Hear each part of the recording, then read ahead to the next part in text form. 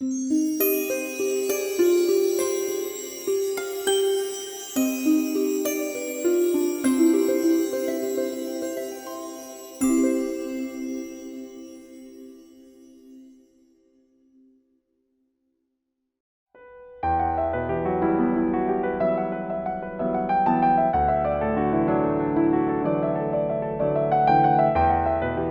با طراحی شروع کردم اول و همون اولین کلاسم کلاس آقای عربعلی شربه بود در کلاس‌های آزاد دانشگاه تهران، زمانی که هنوز دبیرستان بودم. بعد در آمریکا ادامه دادم با طراحی و نقاشی و با آبرنگ در حقیقت شروع کردم و آبرنگ ها من بیشتر به سبک سورئالیستی بود و یه طوری بود که کسی میدید خیلی فکر کرد رنگ و روغنه اول، یعنی در جهت کاراکتر آبرنگ پیش نمیرفت و نهایتا میخواستم برم طرف رنگ و روغن و اتفاقا این گذار برام خیلی جالب بود، چون مدتی طول کشید تا فکر کردن در رنگ و روغن رو یاد بگیرم، چون فکر کردن در چارچوب آبرنگ کاملا فرق میکنه. اون که سفید، نقشی که سفیدی کاغذ داره میتونه اونم در رنگ و روغن باشه ولی اون جنبه اصلی رنگ و روغن نیست و واقعا عاشق رنگ و روغن شدم و الانم واقعا عاشقشم. آکریلیک کم کار کردم، گهگاهی سعی میکنم با آکریلیک بازی بکنم، ولی رنگ و روغن واقعا عاشقشم. بوش، اون نوعی که حرکت میکنه، اون نوعی که روغنای مختلفو که باش مخلوط میکنیم به هم جواب میده، لذت خاصی به من میده. کار فیگوراتیو بود و کارهای اولیه رنگ و روغن هم فیگوراتیو بود. هنوز یه طورایی در مایه سورئالیستی، یه مقداری تنه میزد به دکریکو، اون نوع سورئالیسم، خیلی کم به دالی، بیشتر به دکریکو. اون فضا رو بیشتر دوست داشتم، فضای کلاسیک شکسته رو یه طوری. نیو کلاسیک هم نه، واقعا فضای کلاسیک شکسته‌ای که دکریکو در کارش داره. یواش یواش کارا بافت توش بیشتر پدیدار شد، بافت و تکسچر رنگ بیشتر و بعد اون قسمت کار خیلی رهادر بود تا فیگورا و یواش یواش جذب اون شدم. دیدم اون چیزی که اون در پس زمینه داره اتفاق میفته برام جذابتر شده تا خود فیگورا و انگار مثلا زوم کرده باشم اون رو، یواش رفتم اون تو و دیدم یه دنیای تازه‌ای برام باز شد و این یه طوری ربط پیدا کرد به یه چیز دیگه‌ای که برام خیلی مهم بوده. قبلا گفتم موسیقی. یه طورایی من کارامو در این 25 سال اخیر یه نوعی موسیقی تصویری میبینم، نه موسیقی که به تصویر کشیده شده بلکه همون المانایی که در موسیقی هست، از لحاظ ریتم، حدت و شدت رنگ ها، گرمی و سردی رنگ ها، تون نوت، اینا با همون عناصر داره آدم کار میکنه و یه نوعی موسیقی میبینم که تصویر شده، بازم نه موسیقی که تصویر شده و از اون موقع عمیق‌تر و عمیق‌تر رفتن تو همین کارهایی که مثلا با لایه‌های زیادی در طی زمان به وجود میاد، لایه‌ای که بعد مثلا با ترپانتین یا تینر اصلا میپاچه، لایه زیری میزنه بیرون و خوش میشه. بازم بعضی وقتا 70-80 لایه روی هم، ولی حالت شفافیت و حالت غنی که تو کار هست غیر از اون ایجاد نمیشه و کارا رو که از نزدیک ببینین شما متوجه میشین که چقدر فرق میکنه با عکسای کوچیکی که رو اینترنت میبینین، چون خیلی از جزئیات اصلا از بین میره اونجا. سیر اصلی کاریم بوده از طراحی به آبرنگ، به رنگ و روغن و از فیگوراتیو یواش یواش به ابسترکت.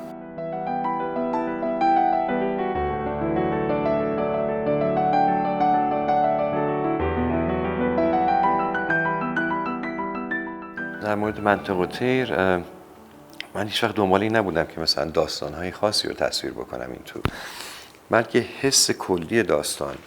اصولا در هر کدوم از سریایی که ببینیم من کار کردم، خط سوم یا این سری دیگه پاره‌ای هست، شعر و سکوت، نه راجع به شعر خاصیه نه راجع به توی یک فضای خاصی معلق میشم که به اون موضوع میخوره، هم در همون فضای داستان، در همون فضای کل اثر معلق بودن که یه طوری وصل میشه بهش. هیچ وقت دنبالی نبودم که منعکس بکنم به صورت نراتیو یا خطی بخشی از داستان رو. یه تاثیر کلی در یه نوع قوطه‌ور شدن در این فضا و این صورت میبره. حالا مثلا من روی چندین سری در آن واحد کار میکنم و وقتی که شروع میکنم به کار سعی میکنم کاملا خالی باشم، خودم بکشم کنار و از اول نمیگم خب این قطعه بعدی مثلا در سری منطق و تیره. وقتی کار تموم شد یا داره تموم میشه اون موقع به من میگه که کجا میخواد بره، به کدوم یکی از این سریایی که من دارم کار میکنم میتونه ملحق بشه یا میخواد ملحق بشه. یه موقعی یه کاری هست که دیگه تویش کدوم از اینا نمیره، بعد میبینم یه سری جدید میخواد متولد بشه.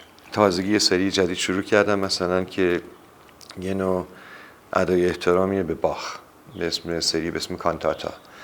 اون یه سری هم کارا داره اصلا تو این چارچوب این سریای دیگه جا نمیگیره. یه سری دیگه شروع شد و این سریا زمان پایان نداره. میگم منطق و تیر مثلا نزدیک 20-25 سال پیش شروع شد، همینطور ادامه داره. هیچ هم مسئله این هر جا میخواد پیش بره. یه جایی ممکنه دیگه یه جایی برسه که بگم خب دیگه گفته شده اون چیزی که میخوام بگم دیگه بست. اون تایش برای من مهم نیست. این تفاوتاش تو فیزیکی که اون تصویری که ما می‌بینیم در کجاست؟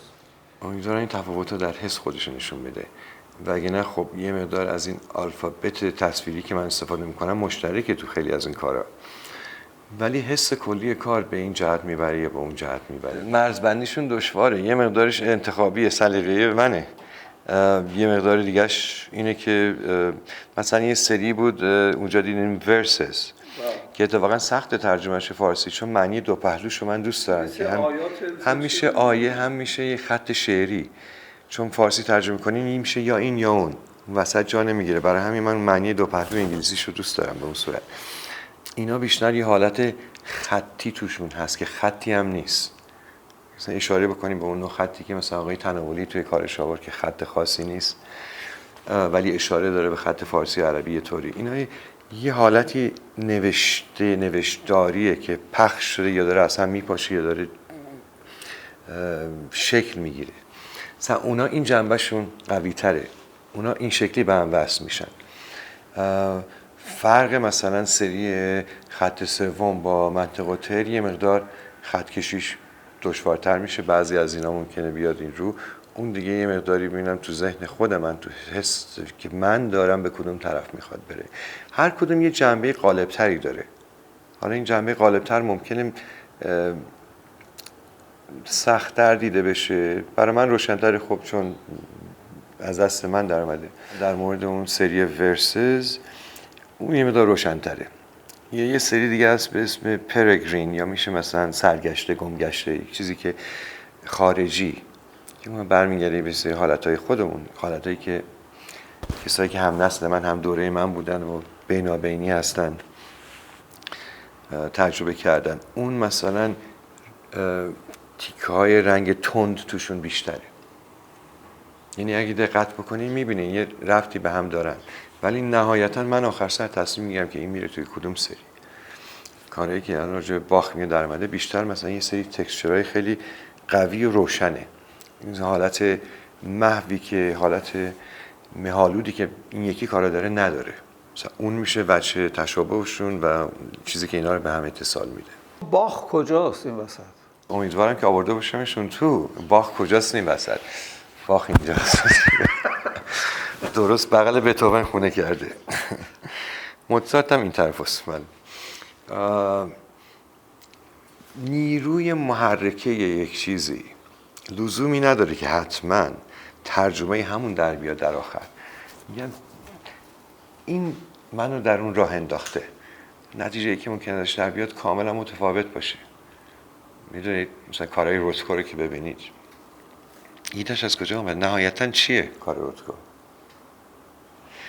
یه حس عجیبی رو در آدم برمیانگیزه و لزومی نداره که چیز خاصی باشه اصلا، یک حسیه.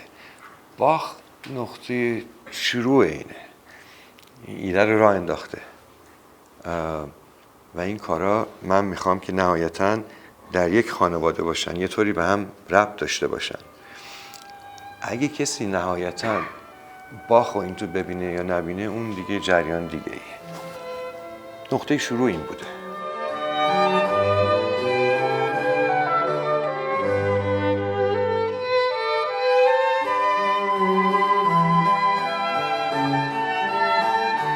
یه موقعی مثلا حتی در اتوبوس نشستم ایدهش میاد، یادداشت دفترچه یادداشتم رو در میارم می‌نویسم سری در این مورد. یا مثلا یه چیزایی که برام مهم بوده بعد از سالها یه دفعه مثلا میاد جلو. یه سری دیگه هست به اسم کوان هم به ژاپنی در ژن یعنی اون معماهایی که جوابی نداره ولی همون معما رو اینقدر تکرار بکنی حداقل اساتید ژن میگن یه چیزی برای روشن میشه. مثلا اون دیدم به این سری جدیدی که داره راه میفته میخوره به این صورت. این چیزی نیست که از قبل بشینم ببینم خب به چه جهتی میخوام برم و میگم اونطوری که یه سری جدید زاده میشه همینه که میبینم که میدونید مثلا 25 سری که نیست، تعداد محدودیه. بعد میبینم این واقعا نمیخواد توی این سری به نمیخوره. بعد میبینم به کدوم جهت میخواد بره. یه دفعه مثلا اون لفظ کوان میاد مثلا میبینم به این میخوره، از اونجا جا میفته، میذارم زمین ناخودآگاه، زحمت اونشو میدم دست اون. از قبل نمیشینم مثلا تعیین کنم که به این جهت میخوام برم و این کار. ببینید خود پروسه کاری منم همینطوره، یعنی که پروسه کاملا فرآیند محوره. من باید همه چی جلوی چشمم با دستام فرم میگیره.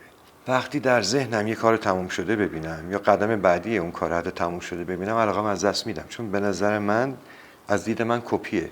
حالا فرق نمیکنه کپی از اینجا باشه یا کپی از چیز باشه که در دنیای بیرون وجود داره. و در مورد اسم این انتخاب سوژه هم همینطوریه. یه موقعی میاد نمیشونم بگم خب میخوام سوژه انتخاب بکنم.